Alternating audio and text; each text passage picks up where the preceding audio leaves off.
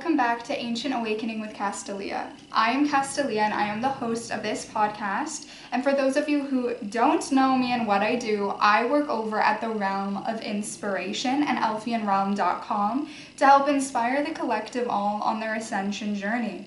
I work to help heal and guide through my channeled readings and coaching sessions. I am a certified card reader, channeler, and crystal Reiki master, and I do all of those things over on the Realm of Inspiration and ANCIENTAWAKENINGEP11.com.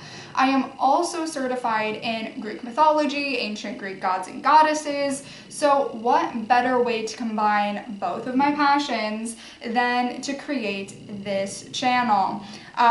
To find and uncover the spiritual metaphors hidden in Greek myth and mythology. The teachings and guidelines are already there before us, just hidden beneath the surface of stories full of tragedy, heartbreak, war, death, love, and more. The time for metaphors is done, so let's find clarity together through the transformative journey that is Ancient Awakening.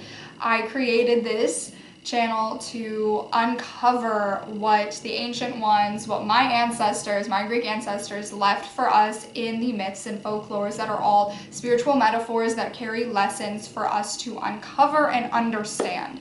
Now, today's episode is a little bit less mythos. It's gonna be more like the Elephsinen video, because if you tuned in last week, we are doing the Delphic Maximus.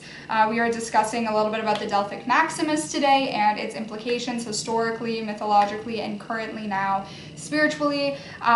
There is a collaborator of mine on the Realm of Inspiration, specifically ANCIENTAWAKENINGEP11.com, who is a angel spirit healer who has her own website, Divine Healing Portal, which I will include in the description of this video, where her work is with the Delphic Ypsilon, the Delphic Maximus a little bit, and she really has uncovered more of the modern implications of this ancient concepts. So I will be referencing some of her things in this video, as well as just like general knowledge that I have, research things that I have gathered from years of visiting Delphi and talking with the locals.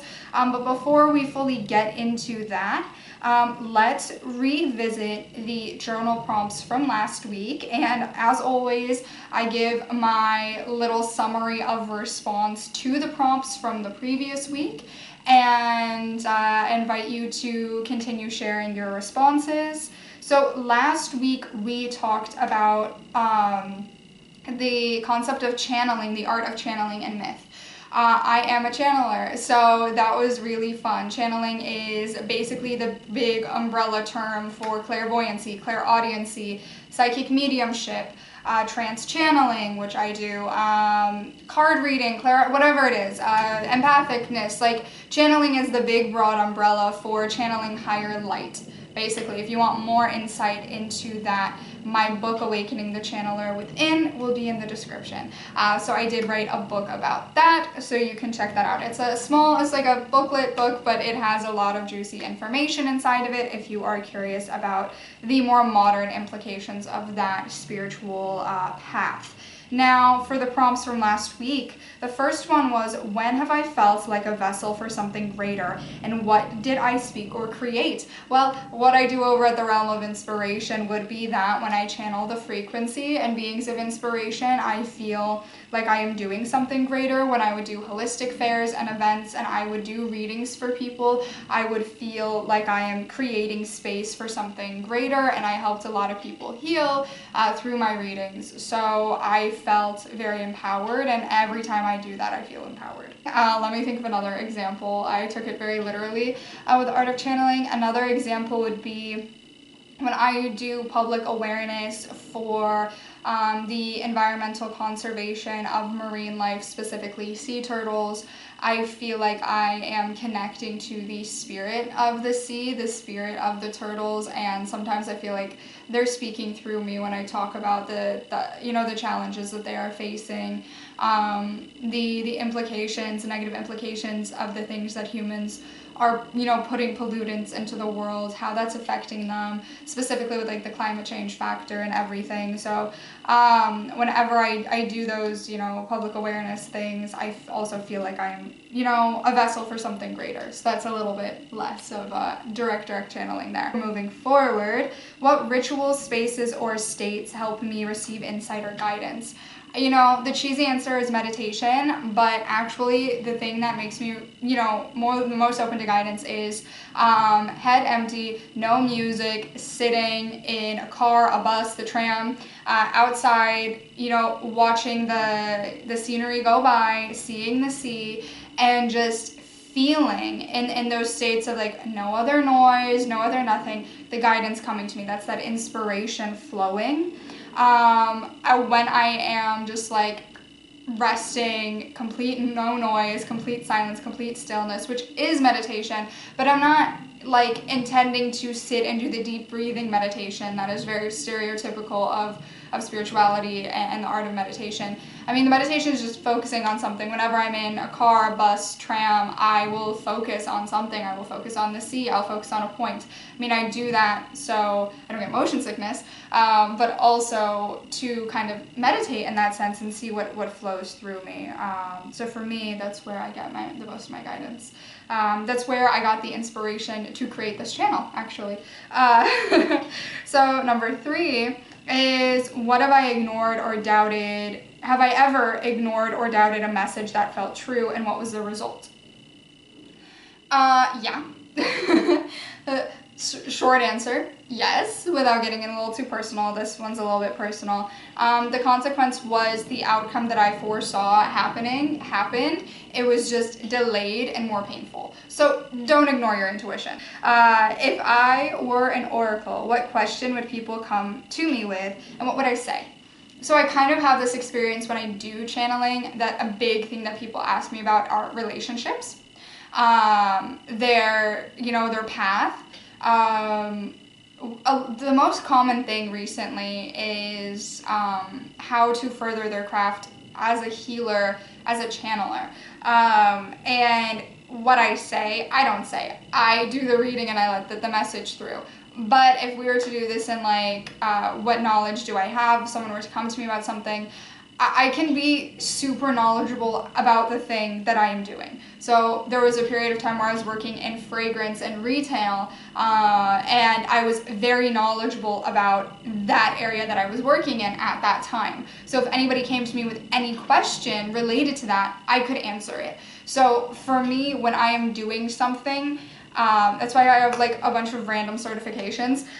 When I find something inspiring or I am doing something, I make it my mission to become as knowledgeable as I can about that subject. So when someone asks me something, I can answer. So I feel like right now, if someone were to ask me something about marine life, if someone were to ask me something about spirituality, about crystals, about card readings, my ears are ringing right now, so clairaudiency, I would be able to answer it. There isn't a specific thing that I would say. Every answer to everything is a little bit different. I would say the most common thing that people ask is like, what's a crystal that can help with stress and anxiety? And I always go Criscola, or rose quartz, or malachite, which I'm wearing rose quartz and malachite, not Criscola right now. That I would just answer. I know intuitively that works. Things like that. This question was a little bit like all over the place for me, but it's fun, and it's fun to think about because you could be an oracle about anything. Lastly, what does divine transmission feel like in my body, and how do I honor it? For me, it feels warm. Like it feels hot. Like I overheat. That's how it feels like. I feel like I'm very warm. I would like meditation and healing, so when I'm in a healing state, I feel cold. But when I'm like, channeling and working clairaudiency and doing readings, I get hot. I get invigorated. I get like energized. I wake up. And I honor that by I use that energy that I am getting to help people. So that's summaries to my answers. My answers were a little bit long there, but I do love these journal prompts, and I love sharing some things, especially with that one, because I get to talk about a little bit more about the other stuff that I do. Related to that, but also not related at all, let's get into the Delphic Maximus now. So, before the oracle spoken riddles, before philosophers debated truth, there were the Maximus, carved into stone at Delphi, whispered through the breath of Apollo. These were not laws, they were invitations. To know thyself, to walk the middle path, to honor the divine. Today, we will enter into the Delphic Maximus to understand it, not as tourists, but as seekers. We listen not to the stones, but to the silence between them, because the Delphic Maximus are not relics, they are living breath. The Delphic Maximus are a set of 147 aphorisms traditionally attributed to the 7 sages of Greece. For example, Thales, Solon, Helon. Inscribed at the Temple of Apollo at Delphi, they were meant to guide citizens, rulers, and seekers. The 3 most famous of the Maximus is Know Thyself, which is self-awareness as sacred duty, nothing in excess, which is balance as divine alignment, and surety brings ruin. Overconfidence is spiritual blindness. Delphi was considered the navel of the world, a place where heaven and earth met, and Apollo's voice could be heard through the Pythia. And what was engraved in his temple were these Maximuses. See, know thyself and nothing in excess are the 2 most famous ones, the ones that really encapsulate a lot of the spiritual journey. For you to start your healing journey and your ascension journey, you must know thyself and nothing in excess. Know thyself is you go through the first thing that you go through in your healing journey, and I went through this, so I know, is you go through the process of learning who you are. And then the nothing in excess, you go through a purging of unnecessary material consumption that you consumed when you were asleep. So what this looked like for me in my life was I was going through the healing journey. I spent the first 3 months very dedicated spiritual hermit into healing and understanding myself. By the 3rd month, and I did, I was getting, energetic healing daily, and when I was not doing that, I was doing journaling or studying or reading or uncovering. But after about the first 3 months is when I started doing the nothing and excess. I started clearing things out. And then I learned about something that is called the frozen awoken in modern terms. The frozen awoken. I learned about this about 9 months into the start of my healing awakening journey. The frozen awoken is those who are aware of spirituality, aware of the healing journey, aware of all of those things, and they get stuck in a stage where they are not moving, they are not growing, they are not evolving, they are stuck, they're using spiritual buzzwords, they are trying to use spirituality to only gain monetary consumption. They are stuck, they are not evolving, and they think they have reached the precipice of enlightenment after a few months, and it doesn't, I wouldn't even say that. For myself, I've been doing this for 5 years. I've been going through my healing journey for 5 years. I've, been doing work for 4 years, 3.5, 4 years by this point. Yeah, about 3.5. Let's say 3.75 years. I've been consistently doing the work as a reader, a card reader, a channel reader, a spiritual coach, these things. I would not say that I reached the precipice of enlightenment. And I talk about that in my Awakening the Channeler Within book a little bit as well, that to believe that you have reached the precipice of enlightenment so soon without doing a lot of the work, that is the ego. So that is surety brings ruin. That is, the overconfidence that blinds you from the reality that you still have a lot of work to do. Because after about a year, you get this surge of confidence. And there's also this feeling of pessimisticness where you are so done with a physical reality, and you don't want to be here, and you don't want to be doing these things, and you think that you're better than everybody else, there is that ego. That is part of the ego death. That is a version of the dark night of the soul, and a lot of people get stuck there. And so I see the surety brings ruin as that next step. And once you go through those and you continue going through the other 144 Maximus things, it really breaks down like the steps of going through the healing and awakening. These 3 are like, the 3 you got to go through. You got to go through understanding them to understand your journey. And in regards to Delphi and Apollo and Pythia, and what we talked about last week, is that, for you to be able to, do anything in regards to light work, channeling, psychic mediumship, healing, any of those things, you got to go through these steps first. You got to go through them yourself first. If you don't put yourself through multiple dark nights of the soul, if you don't challenge yourself, if you don't do the healing, one thing I always say, and this is true, I can't even channel things that I have not experienced. Everything coming out of my mouth has to be a resonant truth. Okay, so when I do channelings, I will be given, I'm supposed to do channeling about something, but if I've not experienced that, I've not went through it, per soul contract with the laws of the universe, I've got to either go through it before I can channel it, or I got to go through it before that channeling reaches the public. And this is a step you got to go through. These steps of know thyself, nothing in excess, and surety brings ruin, of this overconfidence, the spiritual blindness. These steps, you going through these things first before you go out there and preach to others, is so important. It's so important. It is a ritual to go through.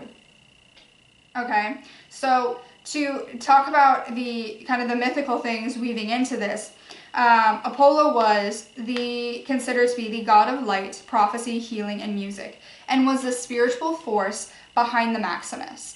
Now, why I'm transitioning kind of a little bit abruptly to that is, I do consider, and I will have a full episode in the future, it's in the cup to pull from at the end of the episode, maybe one day we'll get there, to do Apollo and Athena, these 2 archetypes, as representing the spirit of that land, of that city-state, and what they represent evolves as that city evolves. Okay, so with Apollo, he's the archetype, the personification of this city-state and what the people of the city-state were experiencing at that point in time. Okay, so what that would mean is that a lot of the souls who were incarnating on Earth at the time where the Delphic Maximus was at its peak were going through this phase of going through the healing, going through the dark night of the soul, and becoming spiritually attuned. And from talking with locals in Delphi, those are those who believe that it's like a bunch of hogwash and it doesn't mean anything. And then those are those who believe that it is something that is still very prevalent in Delphi, this spirit, this energy of just high energetic spiritual things of the enlightenment journey, of the ascension journey, of the aligning of the soul, the reincarnation, all of it all coming together. And there were people at that time, and one thing about Delphi that is important to know is that Delphi, because of where it was situated, was kind of cut off from the other major city-states like Athens and Corinth and Sparta in ancient times. It had the ability to build its own ideology, its own beliefs, its own practices, and it was more in the mountains and more in nature and less involved in the wars that were going on, less involved like Corinth. Corinth is not a good positive spiritual example for a very, very, very, very long time in regards to ancient times. I mean, there was a reason Apostle Paul went there, and before he went there, Corinth was basically the anchoring of the negative polarity. There was a lot of negative stuff going on, and he went there and he preached there, and it experienced like this surgence of compassionate healing. Like, it now is a pilgrimage destination for those of the Christian faith, and that was not how Corinth was before. Like the imprints in Corinth left behind are actually more so that more of the negative things, but they were able to overcome that and seek enlightenment and seek the light, and that took a lot of time. Okay, Sparta, more concerned with war. Athens, definitely more intellectual, more democracy and philosophy, but they were still banishing Socrates, okay? They're all were going through their different things. Delphi had the spirituality of Greece. So that's what they were experiencing, and Apollo started to represent that, and that's very heavy in the Delphic Maxims.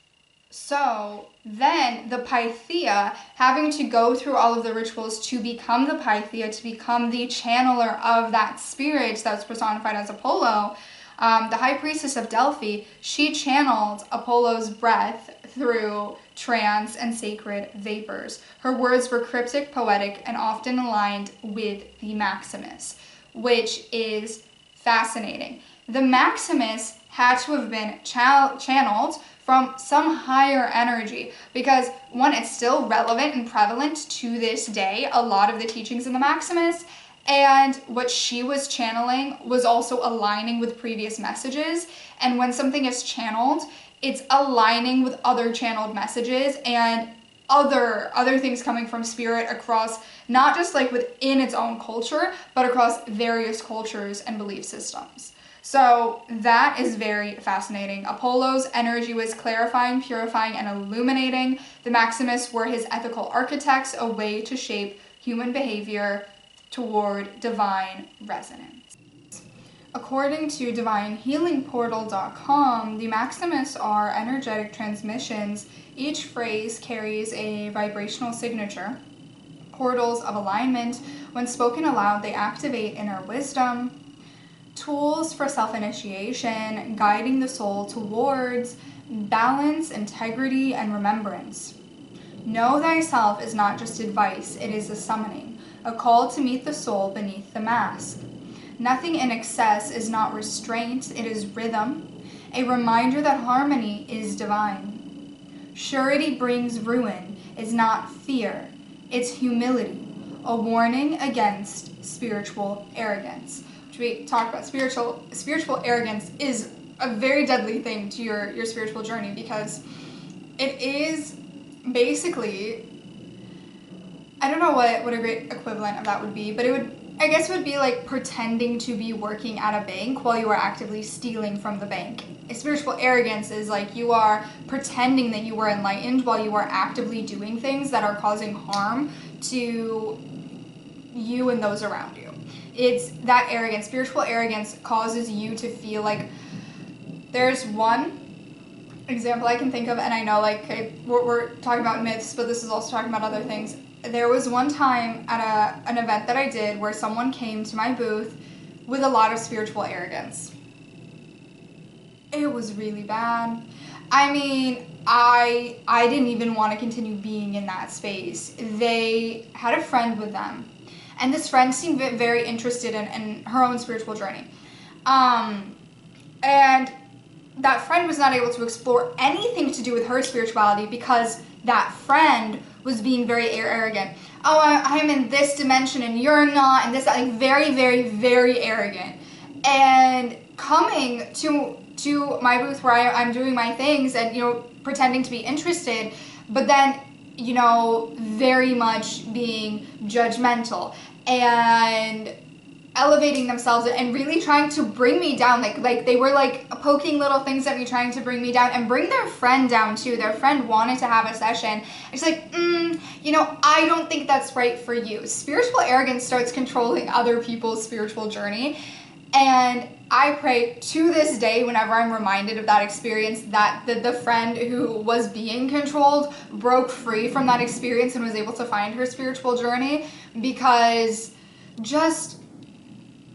it's honestly, spiritual arrogance is one of my biggest icks that I have, because it's a closed-mindedness. And honestly, a lot of modern organized religions, including different denominations of Christianity, have spiritual arrogance where they believe that they are better than, and then that's why people have religious trauma, and then feel afraid to connect to source, connect to God, to connect to a higher power, feel, traumatized to seek spirituality in general.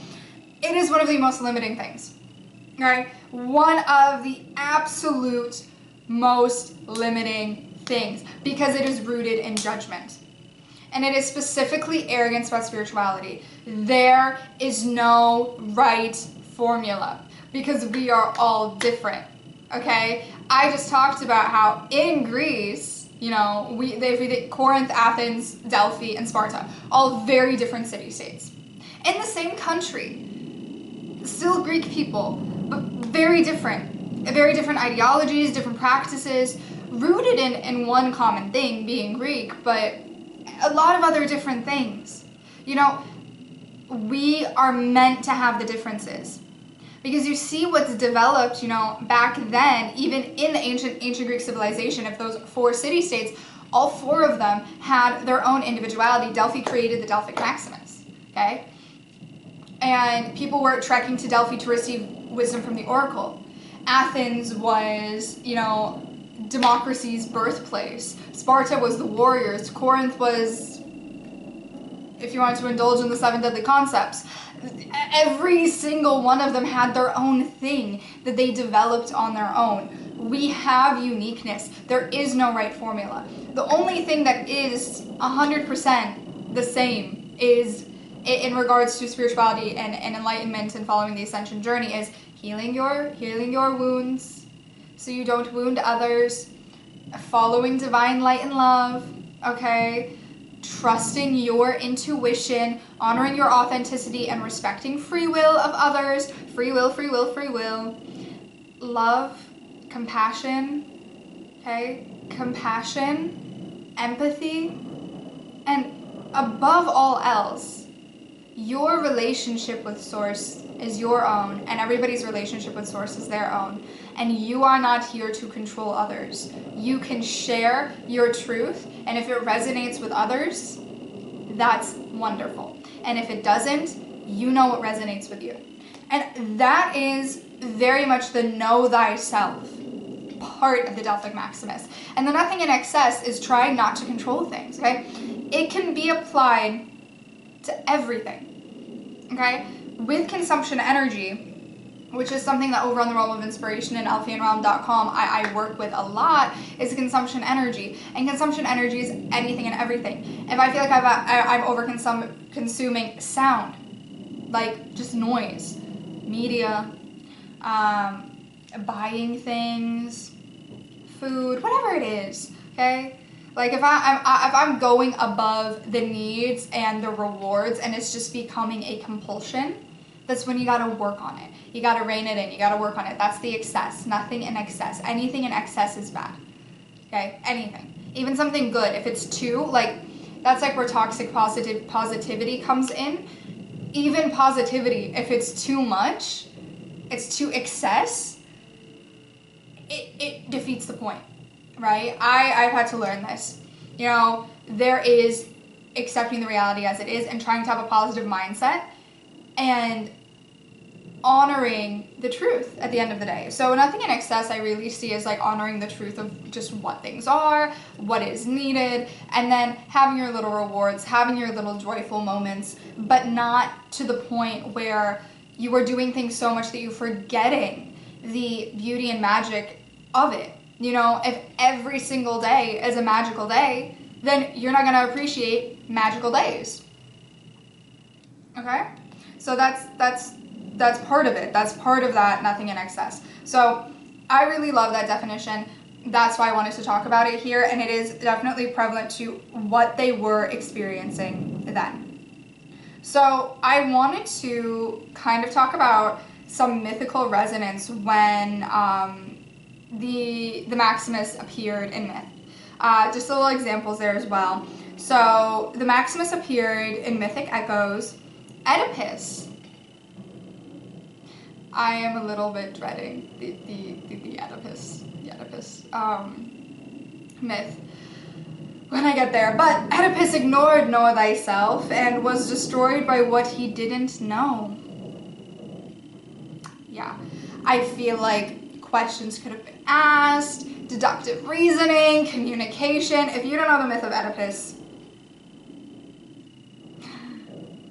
not to be falling into the 7 deadly concepts, but I envy you a little bit if you don't know the myth of Oedipus. The myth of Oedipus, I was aware of it at a young age, and I shouldn't have been, but I was just always very fascinated with myth. I don't think I actually understood the implications of it until I got a little bit older, but basically, Oedipus's father, in order to prevent a prophecy, gave Oedipus away. Oedipus came back to the kingdom that he was born in, and he basically, long story short, ends up marrying his mother. He finds out and gouges his eyes out. Yeah. And that is where Sigmund Freud has his Freudian theories. Freud is not my favorite philosopher. Freud honestly gives me the ick. I don't know how he could jump to those conclusions. And I will do it, Oedipus is in the cup, and I will do it because I want to rip apart whatever philosophy that Freud came up with in regards to Oedipus and find a deeper spiritual interpretation, because the Freudian complex, the Freudian, all of that, you know, a lot of what he thought about in regards to Oedipus is a little bit gross. So I want to rip that apart and find an actual, like, nice and not disgusting spiritual interpretation of that. Basically, that whole myth does kind of show the opposite of know thyself. Pentheus. We've talked about Pentheus. We've talked about Pentheus a lot in the last few episodes. Was mocked. Pentheus was not mocked. Pentheus mocked nothing in excess and was torn apart by the frenzy he denied. See, he was very much in the excess of being resistant. He wasn't allowing anything new in. Also, nothing in excess, like, it can mean your excess could be you're in a box too much. You're not getting out of your comfort zone, so you need to get out of your comfort zone. You stop boxing yourself in. He was afraid of something different. Okay, so overcoming your fear of something different is also nothing in excess, because if you are in excess in fear, that is also not good. So he could have overcame that and started to open his mind and open his awareness to something else, but he chose not to. He chose to be excess in his comfort zone. And as we talked about multiple episodes ago with his myth, there were negative repercussions for that action. So next to Agamemnon we have talked about as well. Truly, I feel like he is one of the more notable figures in myth in general. Like, not in myth in regards to not in like the pantheon of gods, but like in the whole myth with Odysseus and Troy and all of those things. He defied surety brings ruin and paid for his overconfidence with blood. Arrogance. So it's very clearly shown in stories of myth when these things are ignored, the negative repercussions. And you can look at Greek myth and think that like it's just a tragedy of things. And that's true. That's true. But it's also, a lot of it shows the negative consequences. We as humans need examples. We look for evidence. A whole big reason why a whole bunch of people don't believe in a higher power is because they can't see it and they haven't seen evidence of it, or they haven't experienced it. And a lot of people have awakenings and awareness of higher power when they have that experience. We look for evidence. Okay? So the fact that there are so many myths where there are tragedy and the consequences of actions, that's evidence. And it's not that it's just we are a tragic people, the Greeks. It's not that. It's not that. It's not that whatever Freud thought the reason for the Oedipus story, like Sophocles didn't have some like weird desire with his mother. Like, bye Sigmund Freud. Okay, bye. That's not what was going on. It's consequences of actions. I would rather believe that Sophocles thought of the know thyself thing and was like, you know what? I'm going to write a metaphor here. Because it's something prevalent. We also, as Greek people, are more related to family, connected to family, and I've talked about this before, where we're very family oriented. So family dynamics falling apart in a Greek tragedy way to show the consequences of actions are going to stick in the minds of people more so than anything else in the minds of the ancient Greeks. Because that's the orientation of the culture. So it makes sense that the stories are more family oriented, that Pentheus, his mother was a part of that frenzy that ripped him apart, that all of these stories are rooted in family, right? And that shows that the family orientation of the ancient Greeks that is still in modern day Okay? Like, I mean, family is super present. Sometimes you can't do things without having family in your business, but it's part of the culture, and it makes sense that it shows in myth and stories. Showing consequences to teach people lessons has to be something that they can relate to in some way. Not the Sigmund Freud relate to in some way, but relate to in some way in the sense of family dynamics as an example of why it's important to follow these spiritual principles. So that is very much shown in the Delphic Maximus, and I could apply the find examples of the Delphic Maximus in myth as well. But I just wanted to talk about the Delphic Maximus, have this introduction here on the channel, because it is so important to have this groundwork. One, because it's something that I want to reference throughout this entire channel. Also, if I ever want to do an episode applying the Delphic Maximus to myths as well, or anything to do with like Apollo or anything at all, this is a great foundation, and it's also something worth referencing. I have my book that I will reference as well, my Delphic Maximus book, that I will pull out here in a second as we're concluding, to flip through it and maybe pull a little phrase as well. So there is a challenge that you could do. This is an optional challenge where you could choose one Maximus each week and ask, what does this mean in my life? Where am I resisting it, and how can I embody it? This is something that I think would be really fun to do at the start of a year, start of a personal new year. You can use them in rituals, speak them before sleep, write them on mirrors or altars, or pair them with breathwork or movement. The Maximus are not passive wisdom, they are living breath meant to be spoken, felt, and lived.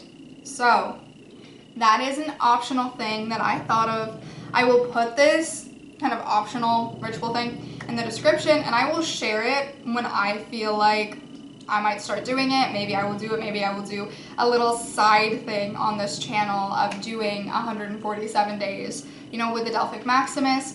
The opportunities are endless. Let me know in the comments what you would want to see with that.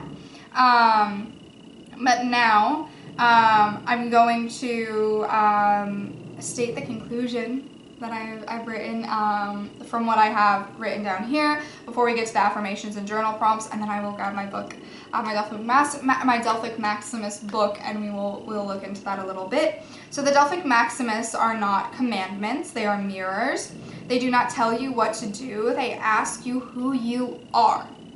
And I love this. I love the asking who you are, because of the fact that we don't know who we are until we start awakening to our soul. Our ego is not who we are. Our physical body is not all that we are. So being challenged, who are you? Do not tell me I am a teacher, I am a baker, I am a CEO. I don't know what people I think are watching this video, but those are the three that came up in my head. But not this. Who you are as a soul. Are you a compassionate soul? Are you, sometimes they'll say, I'm a being of knowledge. This is part of who I am. I like knowing things. Who are you at your core? Who are you at your soul? Understanding who you are is so important, and a lot of us, we struggle figuring out what to do and where we want to be in life because we don't know who we are. And so that first challenge of know thyself is so powerful. Know who you are. See, Apollo did not give the answers, and spirit guides, they do not give the answers. Archangels do not give the answers. They will be vague. It's you to figure it out. Unless, you're supposed to, okay, you're getting a little bit off track, here are the answers, but a lot of it is, you can figure it out, okay? We are capable of figuring it out. And your spirit team, your angels, they know you're capable of figuring it out. You are. You're putting the pieces together. And that's why I sometimes feel like it's very empowering to do readings, because I know that if I'm just sitting and directly asking my guides, they're not going to tell me. Okay, they're not going to tell me directly. If I do a reading, I do a card spread and I'm piecing it together myself, using my tarot cards, and I'm asking my guides to guide the reading for my highest good, what I need to know, not what I want to hear, right? And I'm piecing it together, it's more clear. They love, spirit, the divine, they love us piecing things together. because it's more empowering. And they do give riddles. And the Maximus are his clearest ones. To know thyself is to begin. To walk the path, the middle path is to continue. To doubt your certainty is to stay humble. These are not ancient words, they are eternal ones. And they are waiting not to be understood, but to be lived. So now for the book. I got this in Delphi a few years ago. This is the Delphic Maxims. It has inside of it all of the Maximus, which is like, I could do a separate series about the Delphic Maximus for 147 days. Let me know if you want to see that. I will definitely be considering doing that because I have the book here. So the first one that I opened to is Aristoteles here. There's like different note pages in here that like have like images, some of like philosophers or teachers, and some of just like iconography, the owl. But I opened to the Maximus of be modest in thy strength. So don't boast. A lot about like relinquishing arrogance. Okay, let's see another one. Cherish fortune, gratitude. Be grateful, practice gratitude. Okay, let's find another one. Consult the wise. So it's important to ask for help. This is a little image of someone consulting the oracle. Okay, it's very important to ask for help as well. Be afraid of deceit.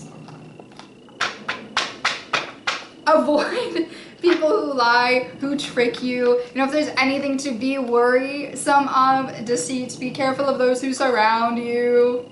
Love this image of the tree. You can tell it's like a little old. The spine is breaking. I've only had it for a few years. So it describes, actually this book describes the Delphic Maximus as a unique set of codes inspired by the 7 philosophers of ancient Greece, created to nurture the ideal citizen. A timeless piece of knowledge to become the founding stone for a civil society in a better world. That's how it describes it. Of course, it has other definitions. Be content with what thou obtains. Again, gratitude. I love it. I love it. Long for wisdom. I live by this. Who's here? Socrates. Yeah. Okay, we gotta long for wisdom. We gotta seek the higher truth, seek the higher knowledge. Let's see another one. Have a good word for everyone. Compassion. See, these things are principles that are still to this day. Get involved in public affairs. Well, I do this. I do public awareness for the greater good. Get involved in public affairs for the greater good, right? But for the higher purpose. Like, don't just sit back. You want to change something, make action to change something. Use your free will to make a difference. Ooh. Swear no oath. Swear no oath. Interesting, because you are bounded by the oaths you swear. So, be careful. This I open, as I'm talking about this, I open to be aware of thy judge. Trust your intuition. Don't tie yourself down, okay? Think before you act. Be yourself. Socrates again. Be yourself. It's very fascinating, very powerful. So, okay, here's interesting. Because this one says, follow God. Okay, follow God. And the one right, or two after that, says respect the gods. But back in ancient times, we have follow God and respect the gods. It is a different word in Greek. Because it's saying theos, gods, okay? Theo, God. It's different. They have a different, that is also very interesting as well. Because there is clearly God is in like source God, and then gods is in like the pantheon that they're referring to, but it also could be angels, ascended masters. We can interpret this in other ways. There's definitely praise, hope, a further thing to do with the Delphic Maximus. This is definitely an introduction. Give yourself to thy friends. Friendship is important. Heard it from the ancient ones. Okay, and even now in modern Greek culture, like your protea, your friends, is like a very big part of the culture. Do not let life be a burden. I think this is one of the last ones I'm going to open to. There's like there's 100 in here, okay? There's 100, almost 150. Don't let life be a burden. Life is meant to be enjoyed. Okay, we'll do one more. One more, and I'll be done with this. Be favorable to thy friends. Aristotelius again. Be favorable to thy friends. Be a good friend. Okay, I feel like I want to do one more. This is fun. Rule thy tongue. Okay, this feels like it's telling me to be done. Rule thy tongue. Be aware of what you say. Your words have power. This is fun. You can see the Delphic Epsilon. So this is fun. If you want to see more, divinehealingportal.com has more about the Delphic Epsilon, a little bit less about the Delphic Maximus.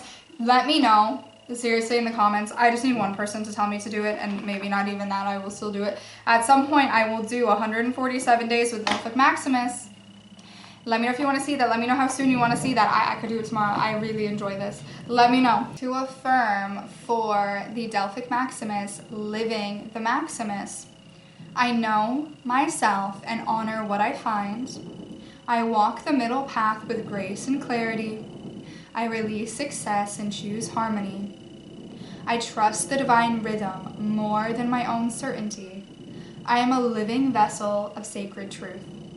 And the journal prompt for the Maximus as mirrors. So the journal prompts for next week are, number 1, what does know thyself mean to me?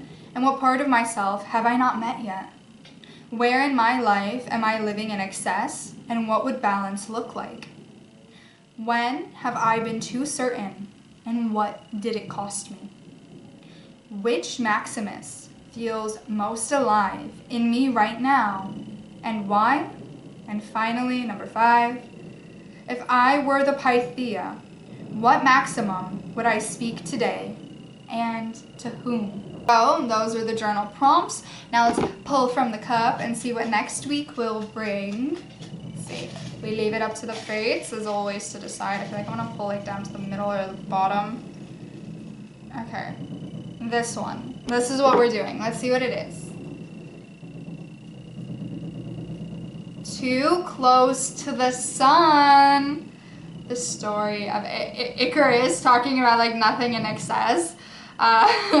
Spiritual arrogance. Icarus flew too close to the sun. So next week we will recap the journal prompts and we will talk about the story of Icarus and flying too close to the sun. What are the spiritual implications of the myth of Icarus? Until next week, let's continue to uncover the wisdom left before us from the ancient ones and seek higher truth.